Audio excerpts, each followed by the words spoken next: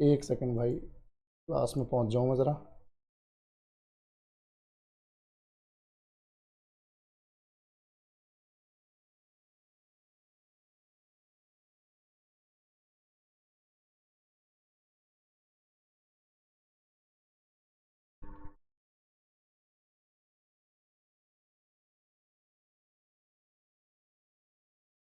Good evening भाई लोग, good evening. कैसे हो आप सभी?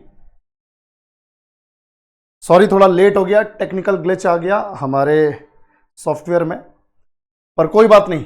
आज बहुत बढ़िया कंटेंट है, बहुत बढ़िया तरीके से कवर करेंगे, बहुत बढ़िया क्वेश्चंस। ठीक है, जैसे कि आप देख सकते हो टॉपिक है Buddhism. Buddhism in India, Bharat में बौद्ध धर्म। ठीक है बच्चों, भारत में बौद्ध धर्म। और सभी को नमस्कार, जय हिंद, गुड इवनिंग। ऑडियो और वीडियो क्लियर है तो सभी लोग रिस्पॉन्ड करो जल्दी से और फिर शुरू करते हैं। ठीक है, ऑडियो और वीडियो क्लियर है? चलो बेटा शुरू करते हैं। हमारे पास ध्यान से देखो,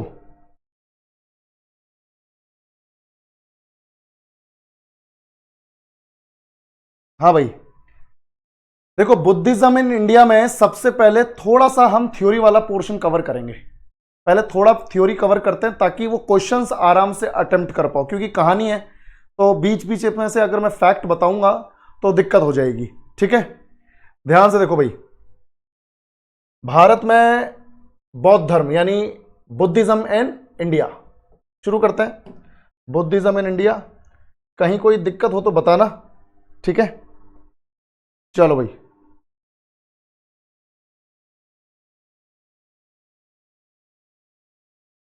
बुद्धिज्म इन इंडिया, किसी किसी चैप्टर में थ्योरी की जरूरत पड़ती है, अदरवाइज थ्योरी की जरूरत ऐसे पड़ती नहीं है खास। ठीक है, अब क्योंकि यहां पर कहानी है तो आपको जरूरत पड़ जाती है थोड़ी सी। एक सेकंड,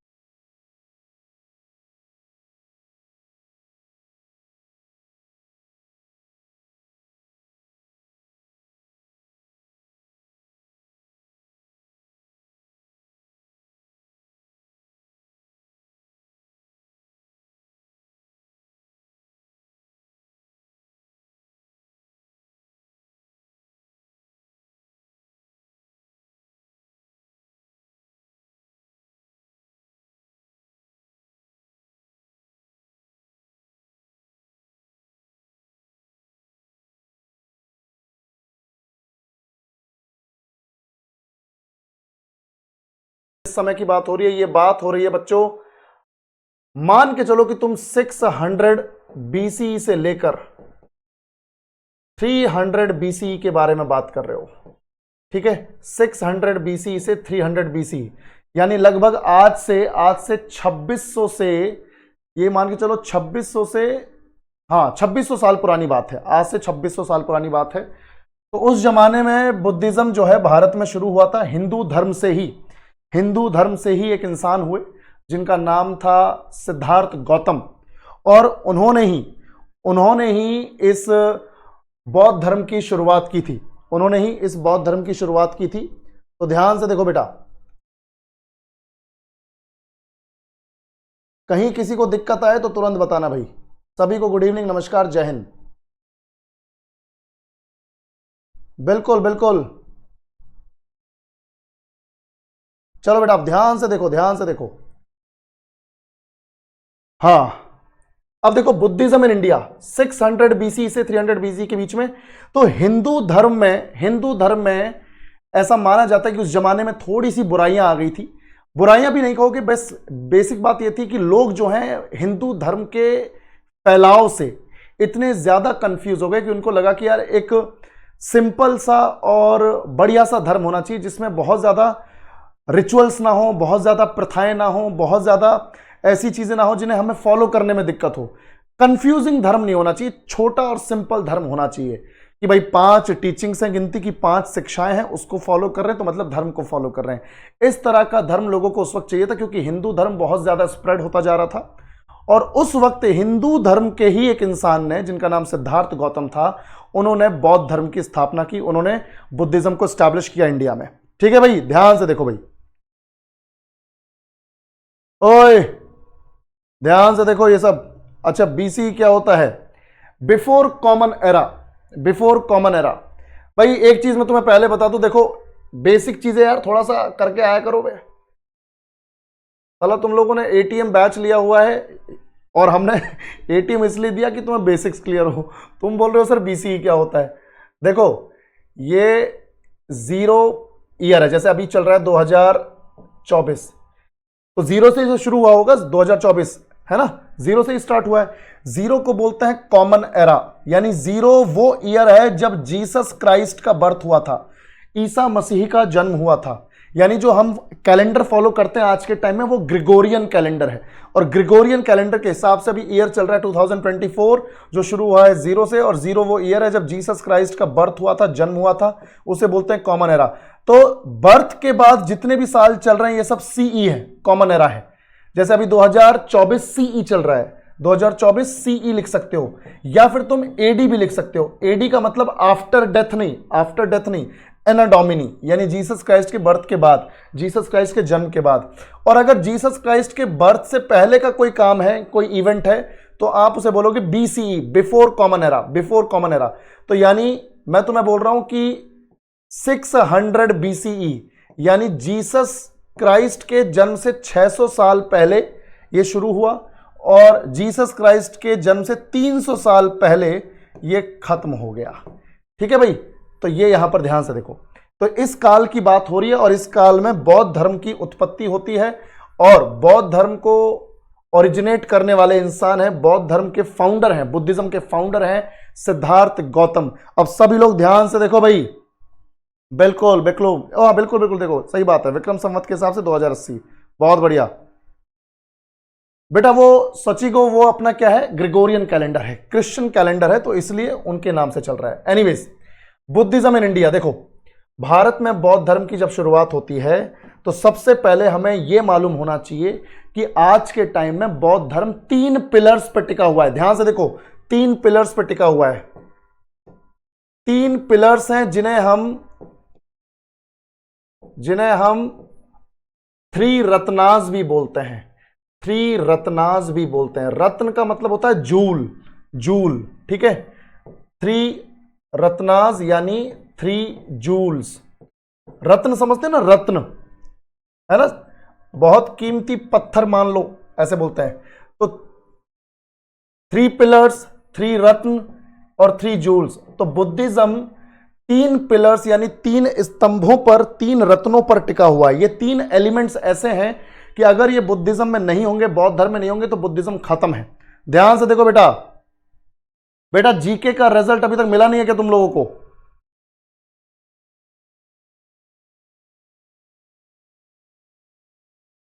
मैं टीम से बात करूंगा रिजल्ट क्यों नहीं आया है, ठीक है।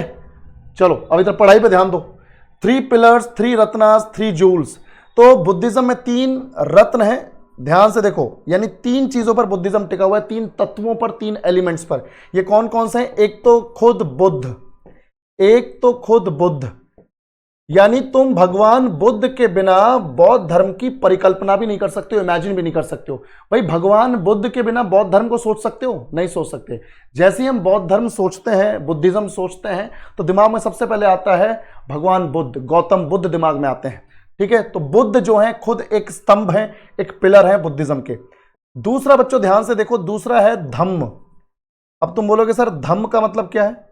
धम्म का मतलब है धर्म, यानी कि शिक्षा, यानी कि इंग्लिश में और कह सकते हो टीचिंग्स। यानी भगवान बुद्ध जो है पहले पिलर है, पहले स्तंभ है बुद्धिज्म के, बौद्ध धर्म के। और दूसरा पिलर है बुद्धिज्म का उनकी टीचिंग्स, उनकी शिक्षाएं, उनकी शिक्षाएं। तो भगवान बुद्ध पहला पिलर और दूसरा पिलर है उनकी शिक्षाएं। तो शिक्षाओं को, टीचिंग्स को धर्म भी बोल रहे हैं। और धर्म को उस जमाने में पाली और प्राकृत लैंग्वेज में क्या बोलते थे? धम्म, धम्म। और तीसरा है भाई लोग संघ, तीसरा है संघ। संघ का मतलब होता है ग्रुप, समुदाय, ठीक है। तो जितने भी उस जमाने में बुद्धिस्ट मंक्स हुआ करते थे, बुद्धिस्ट मंक्स यानी साधु हुआ करते थे, बुद्धिस्ट मंक्स हुआ करते थे, या बुद्धिस्ट नन्स हुआ करती थी, यानी बुद्धिस्ट भिक्षु और भिक्षुनिया, भिक्षु और भिक्षुनी, जितने भी बौद्ध भिक्षु और भिक्षुनी हुआ करती थी, उन सबके ग्रुप को बोल रहे हैं संघ। तो बौद्ध धर्म में 3 एलिमेंट्स बहुत इंपॉर्टेंट है। आज भी बौद्ध धर्म इन्हीं तीनों एलिमेंट्स पर टिका हुआ है, बुद्ध धम्म संघ। ठीक है भाई, समझ में आया? चलो बेटा, तो यहां पर ये तो हमारा हो गया। अब आगे बढ़ते हैं। अब हम बात करते हैं गौतम बुद्ध के जीवन की। तो गौतम बुद्ध के बारे में पहले 5 to 6 छोटे छोटे फैक्ट्स जान लेते हैं और उसके बाद फटाफट से फिर कुछ क्वेश्चंस को आगे सॉल्व करेंगे, है ना?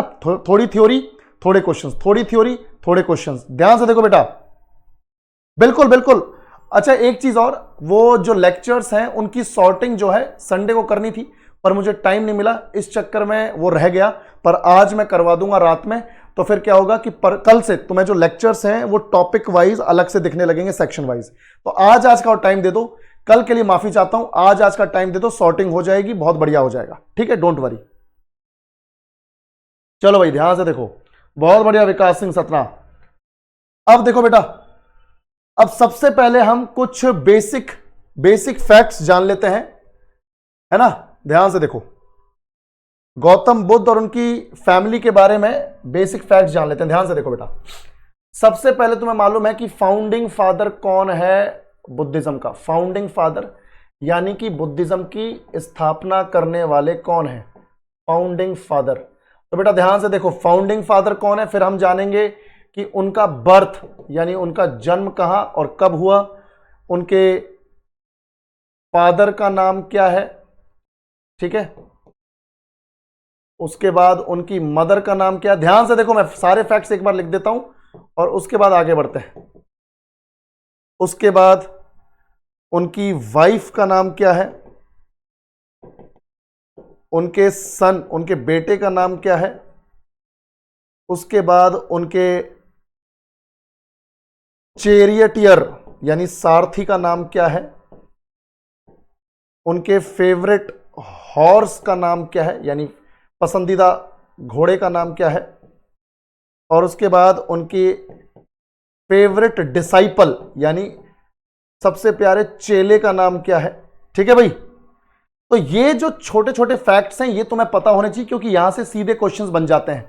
ध्यान से देखो बेटा, ध्यान से देखो, बहुत बढ़िया। जिसकी भी जो भी रैंक आई है, खुद को एनालाइज करना है, खुद को एनालाइज करना है कि कितना आगे और जाना है। ठीक है, चलो अब ध्यान से देखो, जिसकी अच्छी रैंक आई है कॉन्ग्रेचुलेशंस, और जिनकी नहीं आई है बेटा वो इंप्रूव करो। ठीक है, हिम्मत हारने की जरूरत नहीं।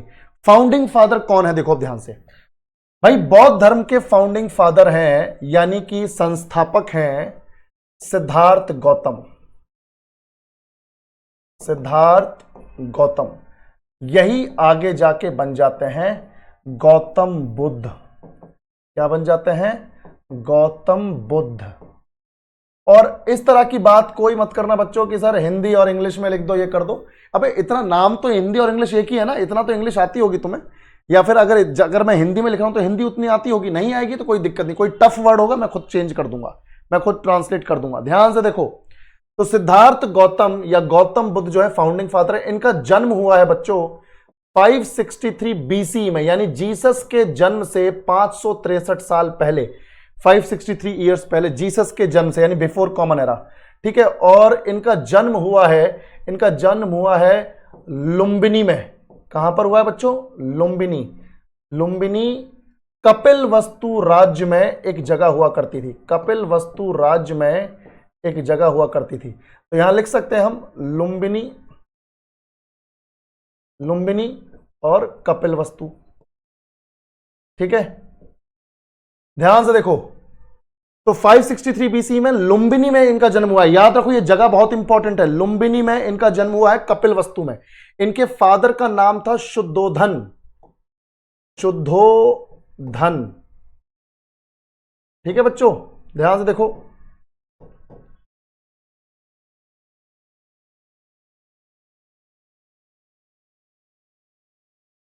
शुद्धोधन इनके फादर का नाम है, जो कि शाक्य कबीले के सरदार थे। शाक्य कबीले के सरदार थे, यानी रॉयल फैमिली से थे, यानी राजा हैं। बेसिक बात क्या है, राजा हैं। शाक्य कबीले के सरदार शुद्धोधन या शाक्य वंश के राजा शुद्धोधन। तो रॉयल फैमिली से आते हैं, शाही परिवार से आते हैं सिद्धार्थ गौतम। फादर इनके राजा हैं शुद्धोधन। वहीं इनकी मदर का नाम था बच्चों, मदर का नाम था माया देवी, या फिर कहीं कहीं पे लिखा हुआ है महामाया। महामाया, महामाया या फिर माया देवी। पर मदर जो है, मैं आपको बताऊं, मदर जो है वो एक महाजनपद हुआ करता था उस जमाने में, एक महाजनपद हुआ करता था, एक राज्य हुआ करता था कौशल। तो कौशल महाजनपद की राजकुमारी थी, कौशल महाजनपद की प्रिंसेस थी, राजकुमारी थी।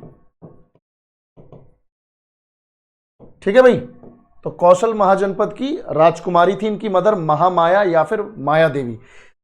और मदर के साथ एक ट्रेजेडी हो गई इनकी, मदर के साथ एक, बिल्कुल बहुत बढ़िया ओमकार, इनकी मदर के साथ एक ट्रेजेडी हो गई कि इनके जन्म के 7 days, after 7 days of his birth she died. तो माया देवी या Mahamaya died after 7 days of his birth. इनके जन्म के 7 दिन के बाद ही उनकी डेथ हो गई। After 7 days of his birth उनकी डेथ हो गई। ठीक है, तो 7 दिनों के बाद ही, इनके जन्म के 7 दिनों के बाद ही उनकी डेथ हो गई, शी डाइड। अब छोटा बच्चा जो जस्ट पैदा हुआ है उसकी मदर की डेथ हो गई है, तो शुद्धोधन टेंशन में आ गए। तो शुद्धोधन टेंशन में आ गए, तो मैं आपको बताऊं क्या होता है। शुद्धोधन टेंशन में आ गया, अब उनको समझ में नहीं आ रहा कि इस छोटे बच्चे की मां नहीं है, अब इसे पालेगा पोसेगा कौन। तो उस टाइम पे माया देवी या महामाया की जो बहन थी उनका नाम था महाप्रजापति गौतमी, महाप्रजापति गौतमी।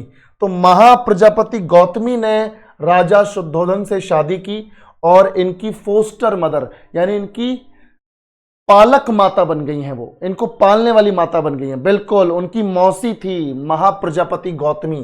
तो याद रखना, after 7 days of his birth she died, Mahamaya मर गई हैं, महामाया की मृत्यु हो गई है। उसके बाद यहां पे याद रखना कि महाप्रजापति गौतमी ने शुद्धोधन से शादी की ताकि उनकी बहन के बच्चे को वो प्यार मिल सके जो उसे मिलना चाहिए। क्योंकि अगर राजा शुद्धोधन किसी और महिला से शादी करते, किसी और विमेन से शादी करते, तो शायद वो इनकी बहन के बेटे को बहुत ज्यादा प्यार नहीं करती, वो अपने बच्चों को ज्यादा प्यार करती। इसलिए इनको लगा कि मैं ही शादी कर लेती हूं ताकि कम से कम मेरे बहन का जो बच्चा है वो सही हाथों में रहे।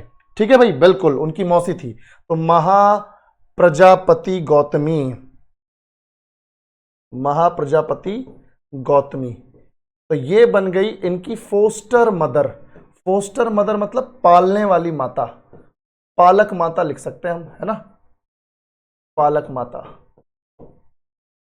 तो महाप्रजापति गौतमी फोस्टर मदर, पालक माता।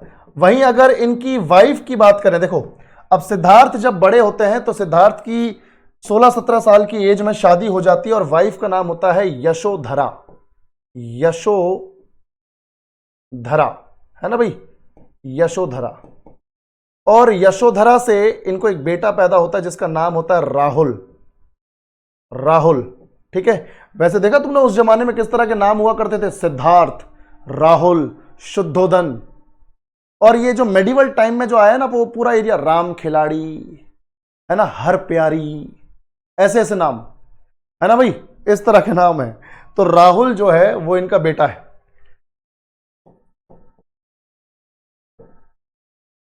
उसके बाद चैरियटियर का मतलब होता है सारथी, सारथी मतलब उस जमाने में रथ तो होते ही थे, तो इनके रथ को खींचने वाला जो सारथी था चैरियटियर था। रथ को तो बोलते हैं चैरियट, पर चैरियट को खींचने वाला होता है सारथी यानी चैरियटियर।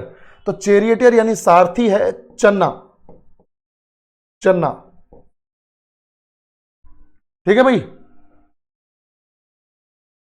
तो चन्ना जो है यहां पर सारथी है। और इनका जो फेवरेट हॉर्स है, जो इनका पसंदीदा घोड़ा है, उसका नाम था कंथक, कंथक, कंथक। जैसे महाराणा प्रताप के घोड़े का नाम था चेतक, रानी लक्ष्मीबाई के घोड़े का नाम था बादल, तो वैसे ही सिद्धार्थ गौतम के घोड़े का नाम था कंथक। और वहीं इनका जो फेवरेट डिसाइपल, जो सबसे प्यारा शिष्य हुआ, इनका सबसे प्यारा शिष्य हुआ, उसका नाम था आनंद। क्या नाम था बच्चों? आनंद। ठीक है, बाकी आनंद से अनजाने में कांड हो गया था, वो आखिर में हम देखेंगे। इतना समझ में आया तो रिस्पॉन्ड करो। ये बेसिक इंट्रोडक्शन है इनकी लाइफ का। अब ऐसा करते हैं, कुछ क्वेश्चंस करते हैं। चलो बेटा देखो, which of the following is not one of the 3 jewels in Buddhism. देखो, निम्नलिखित में से कौन सा बौद्ध धर्म में 3 रत्नों में से एक नहीं है? जल्दी से बता दो, जल्दी से बता दो। अगर बफरिंग हो रही है तो उसको रिफ्रेश कर लिया करो, एक आधा सेकंड के लिए होती है, इंटरनेट बढ़िया चल रहा है। बिल्कुल, आनंद और उपाली 2 शिष्य थे। उपाली जब हम लिटरेचर पढ़ेंगे तो उसमें आएगा, वैसे तो सरिपुत्त भी था। ठीक है, बहुत बढ़िया। तो आंसर तुम्हें पता चल गया कि कर्म जो है वो इसका हिस्सा नहीं है, बुद्ध है, धर्म है, संघ है। चलो नेक्स्ट क्वेश्चन देखो। व्हाट डज द टर्म संघ रेफर टू इन बुद्धिज्म। बौद्ध धर्म में संघ शब्द का क्या अर्थ है? जल्दी बताओ, संघ शब्द का क्या अर्थ है? जल्दी से बताओ। बहुत बढ़िया, बहुत बढ़िया, शाबाश। तो the community of monks and nuns, भिक्षुओं और भिक्षुणियों का समुदाय, यानी भिक्खु या भिक्कुनी भी बोल सकते हो, भिक्षु या भिक्षुणी या भिक्खु या भिक्कुणी, मंक्स और नन्स। चलो नेक्स्ट क्वेश्चन। हु वाज, अच्छा, what was the name of Gautam Buddhas father. Gautam Buddha के पिता का क्या नाम था? जल्दी से बताओ, बेसिक है, बिल्कुल बेसिक है। गौतम बुद्ध के पिता का क्या नाम था? जल्दी से बताओ बेटा। बहुत बढ़िया, बहुत बढ़िया, शाबाश, शुद्धोदन, शुद्धोदन। चलो जल्दी से बताओ, what was the name of Gautam Buddhas wife. इसका और बता दो जल्दी से, इसका बताओ भाई। शाबाश। देखो ये बेसिक है, पर ये आज पार्ट 1 है, इसलिए तुम्हें बेसिक लग रहा होगा, क्योंकि अब क्वेश्चन के थ्रू हमें कवर तो करना ही है। तो आज थोड़ा बेसिक लेके आया हूं, कल जो है वो थोड़े टफ क्वेश्चंस आएंगे, और कल थोड़ी थ्योरी भी टफ रहेगी। 3 पार्ट्स में जाके खत्म होगा ये बुद्धिज्म। ठीक है, यशोधरा, ये हो गया यशोधरा। चलो जल्दी से इसको और कटो। What was the name of Gautam Buddhas horse. Gautam Buddha के घोड़े का क्या नाम था? गौतम बुद्ध के घोड़े का क्या नाम था?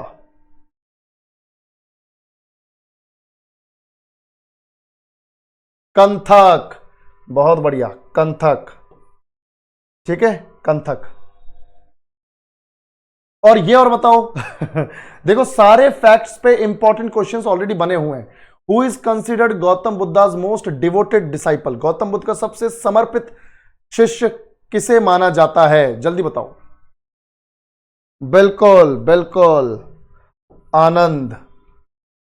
ठीक है, अब आगे बढ़ते हैं। अब देखो भाई, अब हमारे पास आगे की कहानी, आगे की कहानी ध्यान से सुनो, बहुत बढ़िया कहानी है। ये हमने थ्योरी इतना पढ़ ली, यहां पर हमने 3 जूल्स पढ़ लिए। अब उसके बाद देखो भाई, हमारे पास है, ध्यान से देखो भाई,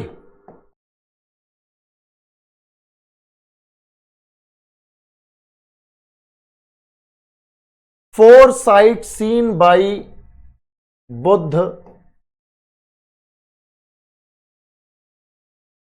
जिनकी वजह से, ध्यान से देखो बेटा, जिनकी वजह से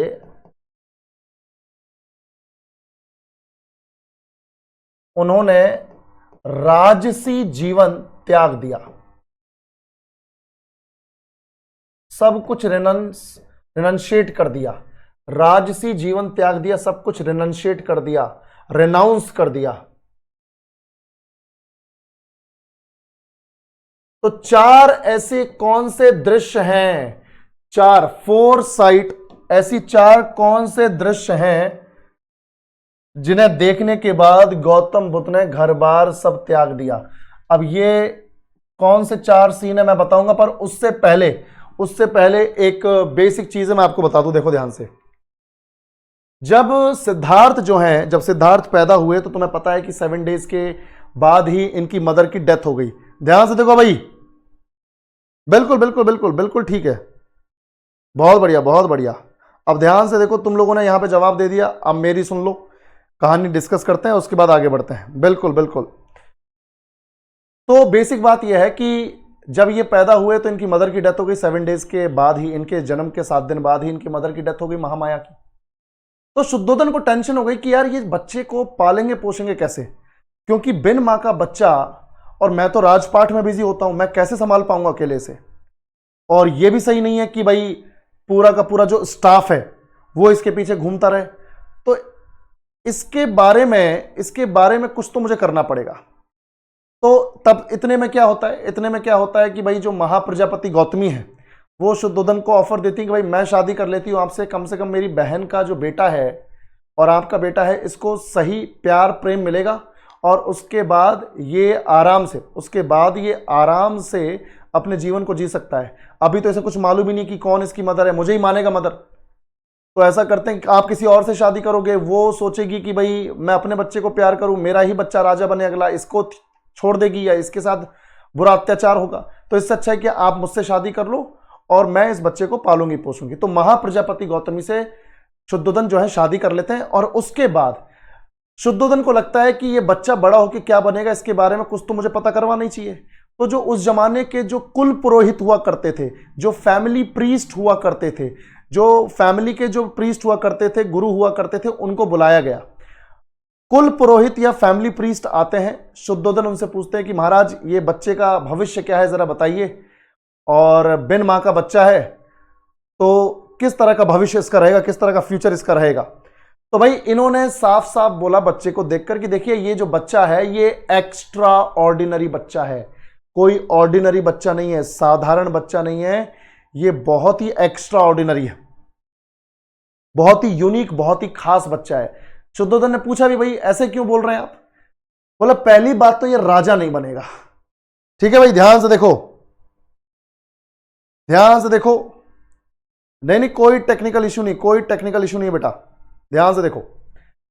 तो यहां पर ये बोल रहे हैं कि ये आगे जाके इसका भविष्य का क्या होगा। तो ये बोल रहे हैं कि भाई भविष्य जो है ये ऐसा है कि ये राजा नहीं बनेगा। तो शुद्धोधन टेंशन में आ गए कि यार राजा नहीं बनेगा तो क्या बनेगा, मेरा तो राजपाट है, क्षत्रिय कुल में पैदा हुआ है, एक बेटा है मेरा, और अगर ये भी राजा नहीं बनेगा तो इस राजपाट का मैं करूं क्या, कौन संभालेगा इसे। तो शुद्धोधन ने बोला कि महाराज जी सच सच बताइए कि क्या करेगा। बोला ये राजा बनने के लिए पैदा ही नहीं हुआ, ये तो दुनिया को एक नए मार्ग पर, एक नए रास्ते पर ले जाने के लिए पैदा हुआ है। बोला कैसा मार्ग। बोला ये दुनिया को बताएगा कि कैसे जन्म और मृत्यु के चक्र से छुटकारा पाया जाता है, कैसे मोक्ष पाया जाता है, कैसे साल्वेशन पाया जाता है। इंग्लिश में बोलते हैं साल्वेशन। समझ में आया कि नहीं। तो ध्यान से देखो भाई, ध्यान से देखो। तो यहां पर शुद्धोधन को जब पता चला कि बच्चा जो है साधु बनेगा, बेसिकली हमारे कुलपुरोहित क्या बोल रहे हैं, कुलपुरोहित जी बोल रहे हैं कि बच्चा ये साधु बनेगा, ये और बहुत बड़ा संत बनेगा, और ये दुनिया को मार्ग दिखाएगा कि कैसे जीवन और मृत्यु के चक्र से छुटकारा पाया जाए। बहुत बहुत फेमस होगा ये बच्चा। तो शुद्धोधन को खुशी भी है कि मेरा बेटा ऐसा काम करेगा, पर दुख इस बात का है कि यार ये राजा रहते हुए ये काम नहीं करेगा, ये साधु बनेगा। और बोला कि ये घर बार छोड़ के जाएगा। कुल पुरोहित बोल रहे हैं कि ये घर बार छोड़ के जाएगा और तब ही ये साधु बन पाएगा, अदरवाइज नहीं। पर जाएगा जरूर, चाहे जल्दी जाए चाहे बाद में जाए, पर जाएगा जरूर। तो शुद्धोधन को टेंशन हो गई कि ये कब जाएगा फिर। बोला देखो जब भी जाएगा तब जाएगा, आपको हिंट मिलने लगेंगे, पता चलने लगेगा, पर अभी 13-14 साल तक तो ये यहीं पर है। ठीक है भाई, 13-14 साल तक तो यहीं पर है। ध्यान से देखो, ध्यान से देखो। अब हमारे पास होता क्या है, बिल्कुल ऋषि कौंडिन्य, बहुत बढ़िया सोनू कुमार शाह, ऋषि कौंडिन्य को बुलाया, कुल पुरोहित को बुलाया। अब ध्यान से देखो, आगे बात करते हैं कि जब कुल पुरोहित ने बता दिया कि भाई इस तरह का ये बच्चा है, तो शुद्धोधन टेंशन में आ गई कि यार राजपाट कौन संभालेगा, और ये मुझे छोड़ के चला जाएगा, घर परिवार छोड़ के चला जाएगा, कैसे क्या होगा। तो ऋषि मुनि जो आए थे उनसे पूछा गया कि महाराज फिर क्या करें इसके लिए कि ये हमारे साथ ही बना रहे, मेरे साथ ही बना रहे, ये मुझे छोड़ के ना जाए। बोले देखिए ये तो होके रहेगा, जो होना है वो तो होके रहेगा, पर आप उस होने को थोड़े टाइम के लिए टाल सकते हैं। मतलब जहां ये 16-17 साल की उम्र में जाना चाहेगा, ये थोड़ा और 8-10 साल रुक जाएगा आपके पास, पर जाएगा जरूर। बोला तो फिर इलाज क्या है इसका? बोला परमानेंट कोई सॉल्यूशन नहीं है, टेम्परेरी सॉल्यूशन ये है कि इस बच्चे को दुख, दर्द, कष्ट के बारे में पता नहीं चलना चाहिए, इसको दुख फील नहीं होना चाहिए। क्योंकि अगर इसे दुख हो गया, इसे कष्ट हो गया, कष्ट वो वाला नहीं कि चोट लग गई तो कष्ट हो गया, या ठीक है, मतलब अंदरूनी जो दुख पहुंचा इसे, ठीक है, अगर इसके मन को दुख पहुंचा तो फिर चांसेस हैं कि ये साधु बन जाएगा उस टाइम पे।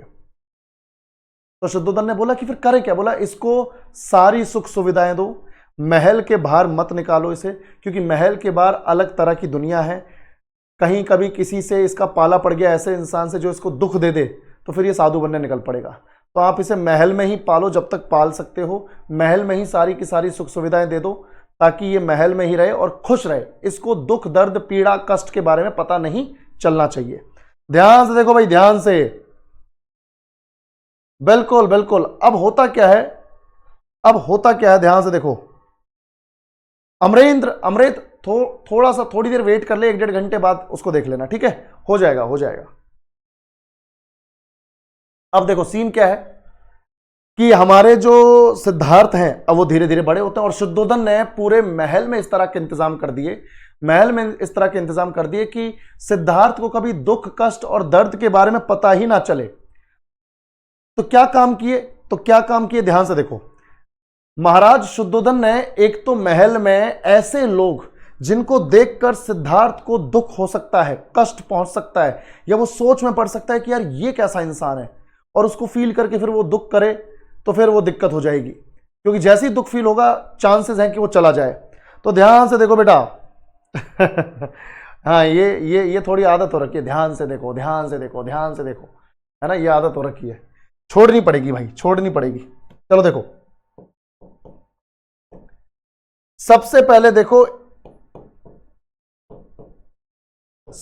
देखो इन्होंने क्या किया। शुद्धोधन ने सबसे पहले तो जो लोग, ऐसे लोग होते हैं ना तो थोड़े से नेगेटिव टाइप के, दुखी आत्मा, अरे हमारे जीवन में तो कुछ नहीं हो रहा है, हमारे जीवन में तो सुख ही नहीं है, हे भगवान हमने क्या बुरे कर्म किए, समझ रहे भाई?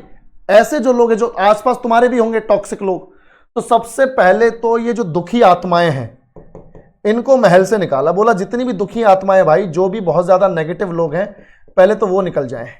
जितने भी नेगेटिव लोग हैं वो सब यहां से निकल जाएं, ठीक है? जो पेसिमिस्टिक हैं, जो नेगेटिव लोग हैं, वो महल से बाहर निकलो।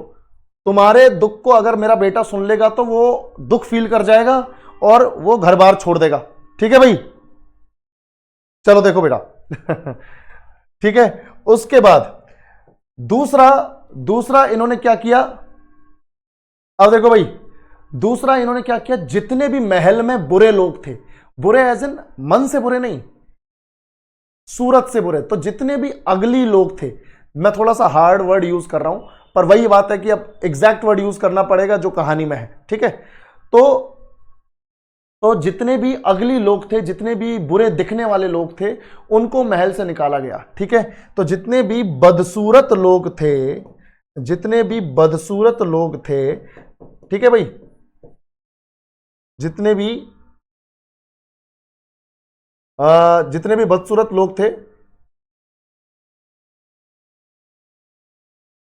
अरे ससुरा हिंदी में क्या हो गया, हाँ, जितने भी अगली पीपल थे उनको महल से बाहर निकाल दिया गया, ताकि कहीं अगली इंसान को ये देख ले तो सोचे कि अरे ऐसे भी इंसान होते हैं, कहीं मैं ऐसा ना हो जाऊं, और फिर दुख फील कर जाए तो निकल जाएगा साधु बनने। समझ रहे हो भाई?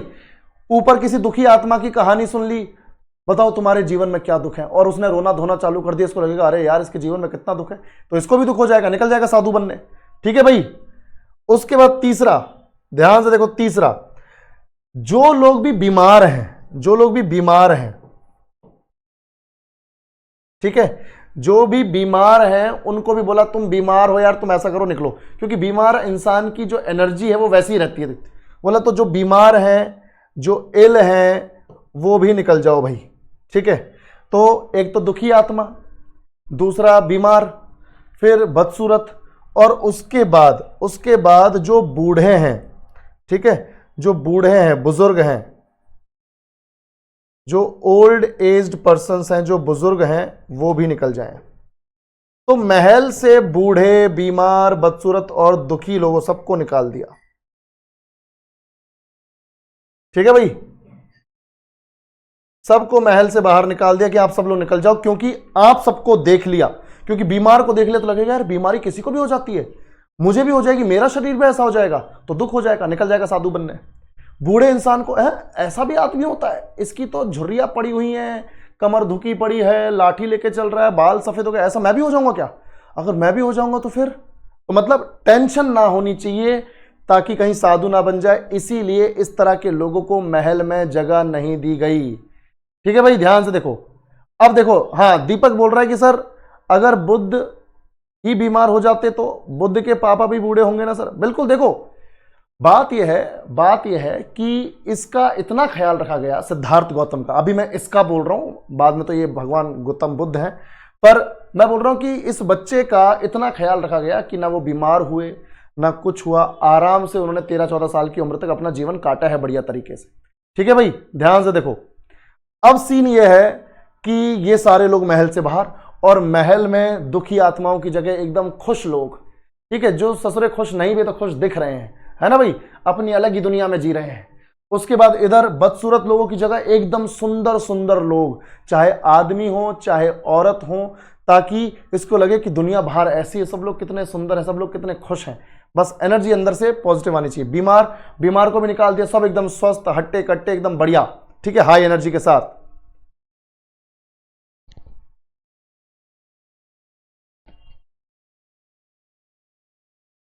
अच्छा अच्छा, एक सेकंड एक सेकंड एक सेकंड।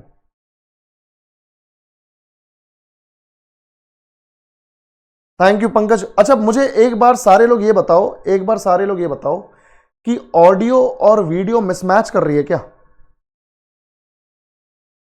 यस और नो, बस यस और नो में बताना।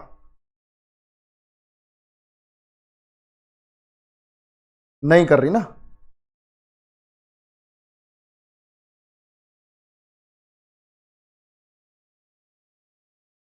क्लियर है, क्लियर है, ठीक है ठीक है। किसी किसी के साथ हो रहा है, किसी किसी के साथ हो रहा है, तो एक बार बेटा, ठीक है, हाँ ठीक है, हाँ थोड़ा सा देख लो, मेरे मेरे एंड पे सब ठीक है।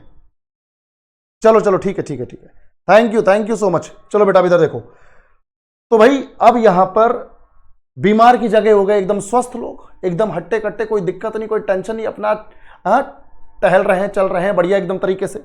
एक बूढ़े लोगों को निकाल दिया, सब जवान, है ना? तो अब सिद्धार्थ जो है धीरे धीरे बड़ा हो रहा है, बड़े होते होते देख रहा है कि यार महल में सब कुछ बढ़िया है, कोई दिक्कत नहीं है।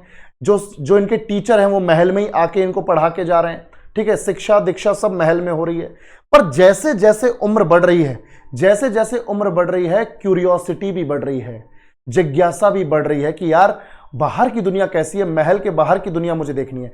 तो जब ये 14-15 साल की उम्र के हुए तो इन्होंने अपने पिताजी के सामने इच्छा रखी, अपने फादर के सामने एक विश रखी कि पिताजी मुझे महल के बाहर घूमने जाना है। तो पिताजी टेंशन में आ गए शुद्धोधन कि यार महल में तो चलो सब कुछ अपने कंट्रोल में है, अब बाहर कैसे कंट्रोल किया जाए? बाहर तो बड़े बुजुर्ग भी होंगे, बीमार भी होंगे, बूढ़े भी होंगे, अपने बदसूरत भी होंगे, है ना, दुखी आत्माएं भी होंगी। अगर इसने सब कुछ देख लिया तो इसको एकदम झटका लगेगा, इसे बुरा लगेगा, इसे हर्ट होगा, तो ये साधु बनने निकल जाएगा। तो शुद्धोधन ने बोला ठीक है बेटा, ऐसा करो, मुझे 2-3 दिन का टाइम दो और फिर तुम्हारे बाहर जाने का इंतजाम करते हैं। ठीक है भाई, बिल्कुल। अब ध्यान से देखो भाई, बिल्कुल बिल्कुल। अब सीन ये है बेटा, अब सीन ये है कि शुद्धोधन टेंशन में, शुद्धोधन को लगा कि यार कुछ तो करना पड़ेगा, 2-3 दिन का टाइम है। शुद्धोधन ने पूरे महल में डिक्लेरेशन करवा दिया, पूरे महल के बाहर डिक्लेरेशन करवा दिया कि युवराज जो हैं वो राज्य के भ्रमण पर निकल रहे हैं, युवराज जो हैं कपिलवस्तु के लुंबिनी के टूर पे निकल रहे हैं। तो जितने भी बीमार, जितने भी बुजुर्ग, जितने भी बदसूरत, जितने भी दुखी आत्माएं हैं, सब अपने अपने घरों में रहना उस पर्टिकुलर टाइम पीरियड में। अगर कोई बाहर निकला तो मुझसे बुरा कोई नहीं, युवराज के सामने कोई ऐसा इंसान नहीं आएगा। पूरे राज्य में ढिंडोरा पिटवा दिया 2-3 दिन में। और उसके बाद जो है चन्ना को बुलाया, चन्ना को बोला महाराज शुद्धोधन ने, भाई ऐसा है, लौंडा हमारा राज्य के बाहर नहीं जाना चाहिए। समझ में आ रही भी बात? लौंडे को सिर्फ राज्य घुमाना है, राज्य के बाहर मत चले जाना, राज्य में तो अपना कंट्रोल है, चलो राज्य के बाहर कोई कंट्रोल नहीं है।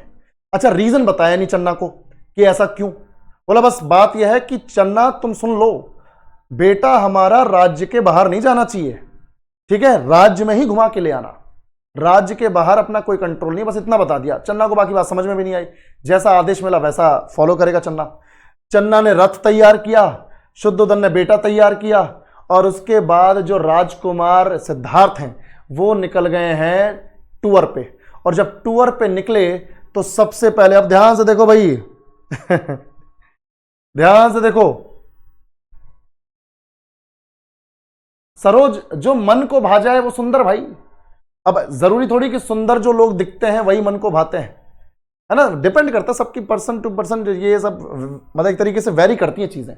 भाई मुझे कोई और पसंद आ जाए, तुम्हें कोई और पसंद आ जाए, जो मुझे पसंद आए वो तुम्हें ना आए, जो तुम्हें आ रहा है वो मुझे ना आए, वो पर्सन टू पर्सन वेरी करती है। खैर, पर जो दिखने में बहुत ही ज्यादा बुरा लगे वो तो बुरा ही है इनके हिसाब से। आज के टाइम में तो ये सब मैटर नहीं करता, करना भी नहीं चाहिए। अब देखो ध्यान से, तो जैसे ही महल के बाहर निकले, रथ पर बैठे हमारे युवराज, तो भाई ध्यान से देखो, युवराज जो हैं युवराज जो हैं रथ पर बैठकर चन्ना को बोलते, चन्ना बाबू चलो और पूरा राज्य का भ्रमण करवाओ। अब पूरा राज्य घूम लिया भाई पूरे दिन में, पूरे दिन में मतलब ये मान के चलो 8-9 घंटे में जहां जहां इंपॉर्टेंट जगह जाना था वो घूम लिए। अब चन्ना को बोल रहे हैं, यार चन्ना यहां पे तो सब वैसा ही है जैसे अपने महल के अंदर है, वैसे ही लोग, वैसी ही वाइब आ रही है, सब कुछ वैसा ही है, कुछ अलग तो है नहीं, मतलब बाहर की दुनिया भी ऐसी है, मतलब मुझे लगा कुछ अलग था, पर चलो कोई बात नहीं। और आज वैसे भी बाहर निकले हैं इतने सालों बाद, तो ऐसा करते हैं थोड़ा राज्य की सीमाओं को लांघा जाए, थोड़ा सा क्रॉस किया जाए बॉर्डर। अब चन्ना की लुप लुप हो रही है, क्योंकि महाराज ने ऑर्डर दिया है कि राज्य के बाहर नहीं जाना है, राज्य में ही घुमा के ले आना भैया हमारे बेटे को, ठीक है भाई। अब जो है चन्ना की लुप लुप हो रही है भाई कि अब क्या करूं यार। चन्ना ने बोला, मुझे महाराज ने आदेश दिया है कि मैं आपको सिर्फ राज्य में ही घुमाऊं, सिर्फ हमारी जो टेरिटरी है उसी में घुमाऊं और ले चलूं। बोला सुनो बे चन्ना जी, तुम हमारे चैरियटियर हो, तुम हमारे सारथी हो, जितना तुम्हें कहा जा रहा है उतना करो, मैंने कहा राज्य की सीमाएं लांघो तो लांघो। चन्ना बोला ओके ठीक है, चन्ना बोला ठीक है भाई लांघते हैं। अब ध्यान से देखो भाई, अब क्या होता है कि चन्ना जो है, चन्ना को क्या टेंशन है भाई, चन्ना बोला ठीक है जी चलते हैं कोई दिक्कत नहीं। अब चन्ना ले गया इन्हें, अब चन्ना जैसे ही ले गया बाहर, देखो भाई ध्यान से, अच्छा कोई बात नहीं कोई बात नहीं, ध्यान से देखो अमित भाई, बिल्कुल रथ को आगे ले चलो।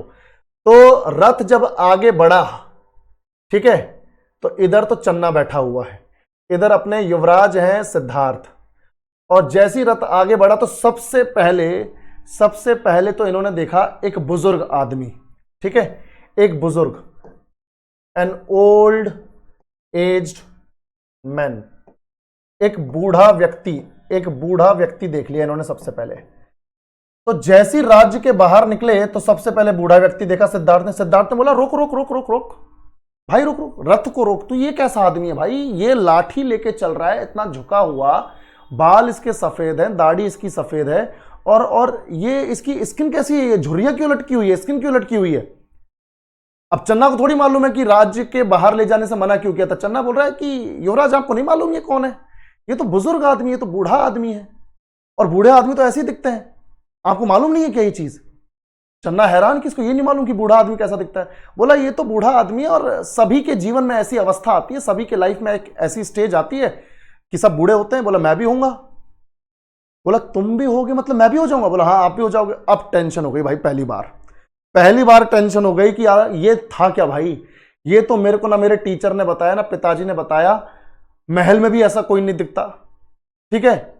शुद्धोदन भी जो है डाई करते होंगे कलर को, है ना भाई, हेयर डाई करते होंगे, शुद्धोदन खुद जवान बन के घूम रहे होंगे। तो भाई टेंशन में आ गए सिद्धार्थ को लगा भाई तू ऐसा कर, तू आगे लेके चल, मेरे को टेंशन हो गई, ये कैसा आदमी देख लिया मैंने ये, ठीक है तू आगे लेके चल।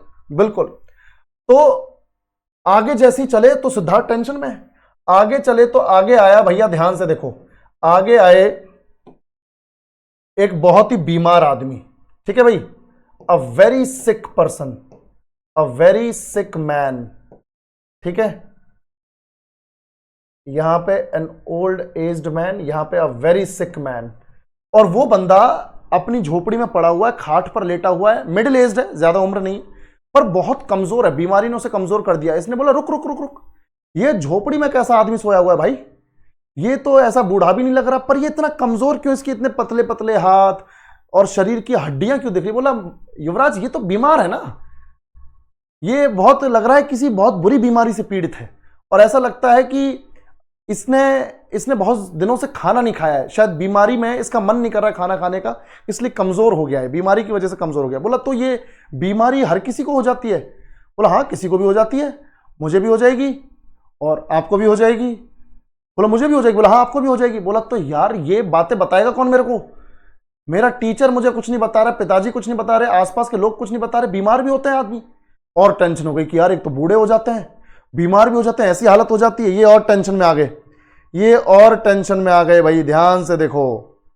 बिल्कुल बिल्कुल अखिलेश, तो बूढ़ा आदमी और यहां बीमार आदमी। फिर तीसरा इनको लगा भाई तू आगे लेके चल रहा था, बहुत देख लिया मैंने, आगे लेके चल, तू जंगल की तरफ चल। तो जब जंगल की तरफ जा रहे थे तो इन्होंने देख लिया अ कॉप्स, एक डेड बॉडी। कॉप्स का मतलब है डेड बॉडी। तो यहां पर तो देखा एक बीमार व्यक्ति,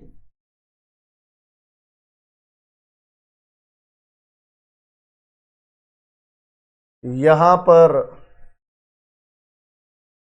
एक मृत व्यक्ति, ठीक है। अब जैसे ही जंगल की तरफ आगे बढ़े तो कुछ लोग जो हैं एक लाश को लेकर जा रहे थे। इसने बोला रुक रुक रुक, ये कैसा आदमी है जो सोया हुआ है, चार लोग इसको लेके चल रहे हैं और इस तरह से इसको ले जाया जा रहा है, कहां लेके जा रहे हैं, ये सो क्यों रहा है। बोला युवराज ये सो नहीं रहा है, इसकी जीवन लीला समाप्त हो गई है, इसकी मृत्यु हो चुकी है। बोला मृत्यु का मतलब। बोला जो भी इस धरती पे आया है एक दिन वो इस धरती से चला जाता है, सब कुछ छोड़ छाड़ के मर जाता है, वो उसकी मृत्यु हो जाती है।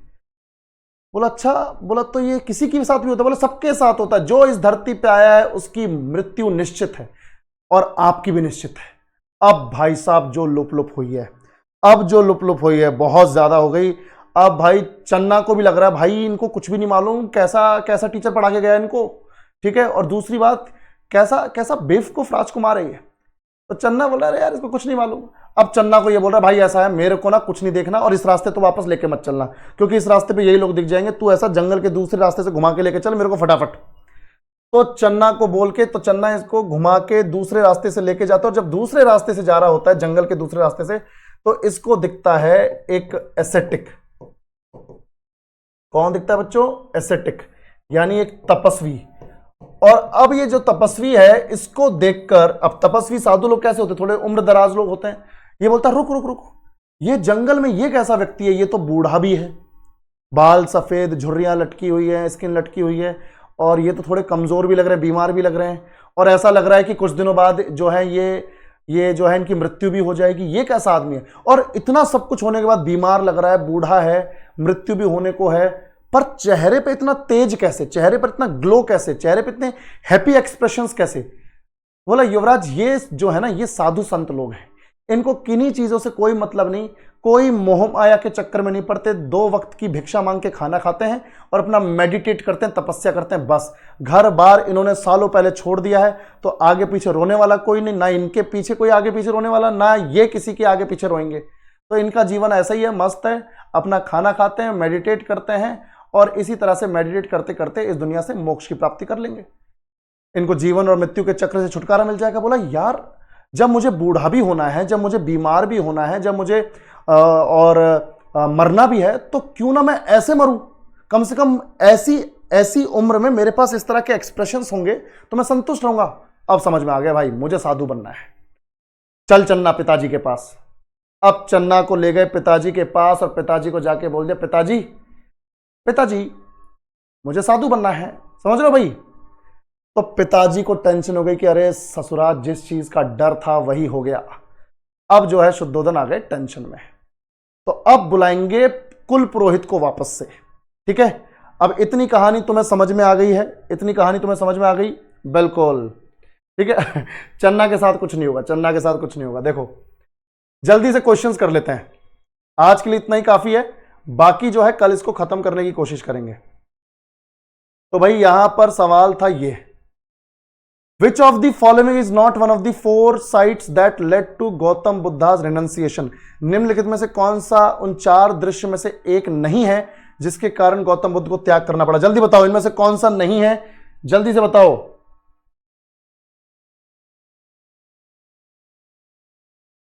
बहुत बढ़िया, बूढ़ा आदमी देखा था, बीमार आदमी देखा था, मृत शरीर देखा था, बिल्कुल। चलो ये हो गया हमारा यहां पर। चलो भाई, तो आज के लिए इतना काफी है। 7 to 8 और 8 to 9 क्वेश्चन हमने कर लिए, थ्योरी कर ली। कल ये पूरी लाइफ इनकी यहां पर हम खत्म कर देंगे, और उसके बाद शिक्षा, बुद्धिस्ट काउंसिल्स, लिटरेचर, बुद्धिज्म के ब्रांचेस, वो सब नेक्स्ट क्लास में।